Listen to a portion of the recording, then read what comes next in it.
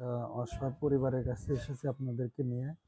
আসলে আমাদের অনুষ্ঠানগুলো বিভিন্ন সময় বিভিন্ন মানুষের জীবনের ঘটনা নিয়ে করা হয়। অনেক সময় বিনোদন থাকে, অনেক রকম কিছুই থাকে।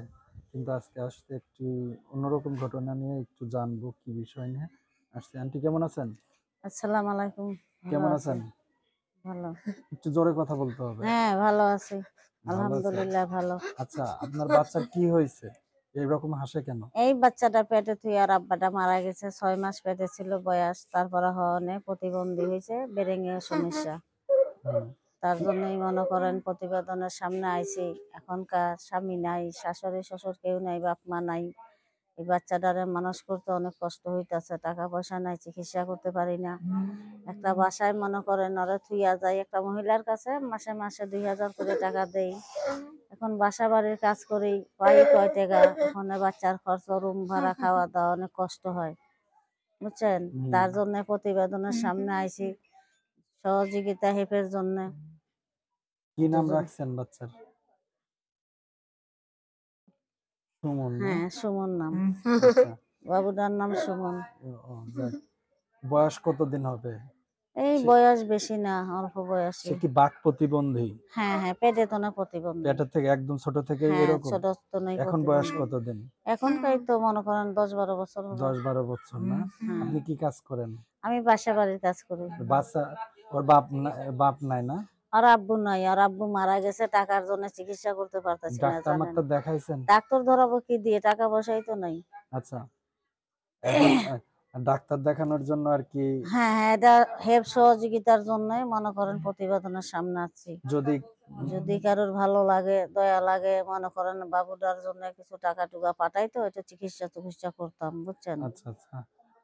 এখন এই আর চিকিৎসা করলে কি শুনেন, ভালো হবে? হ্যাঁ হ্যাঁ, ডাক্তারে বলছে যে ভালো চিকিৎসা দিলে বাবু সাইরে যাবে গা। হুম, তখন আমি গরিব, নিজেই খাইবার পারি না, ওরা চিকিৎসা করাবো কি দিয়া, বুঝছেন। হুম। ওই সেই জন্যই প্রতিবেদনের সামনে আছি।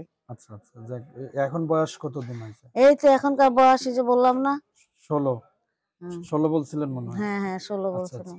এই 16 বছর যাবত এমনি থাকে? এমনিই আপনার রয়েছে। সন্তান মনে কয়জন? করেন আমার একটা ছেলেই। একটা ছেলেই। হুম, এখন এর চিকিৎসাপাতি করতেছেন না আপনারা? এখনকার মনে করেন চিকিৎসা কর্ম টাকার জন্য করতে পারতাছি না। এখন যদি এই যে সহযোগিতার জন্য আছি, যদি কেউ টাকা পয়সা পাঠায় মনে করেন চিকিৎসা করব। হুম। আর আমার বয়স 25 বছর। ও আচ্ছা আচ্ছা, যাক ভালো। তো এখন যদি যোগাযোগ করে কেমনে কি করবে? হ্যাঁ, মোবাইল নাম্বার আছে, নাম্বারটা বিকাশ বলতে নাম্বার। পারবেন? বিকাশ নাম্বার। দর্শক, আসলে এই তার বাচ্চাটা আসলেই অসুস্থ। যদি আপনাদের কারোর একটু দয়া মায়া লাগে তাহলে আমরা হুম। একটা এর পরিবারের সাথে যোগাযোগ করার একটা নাম্বার দিয়ে দিয়েছি।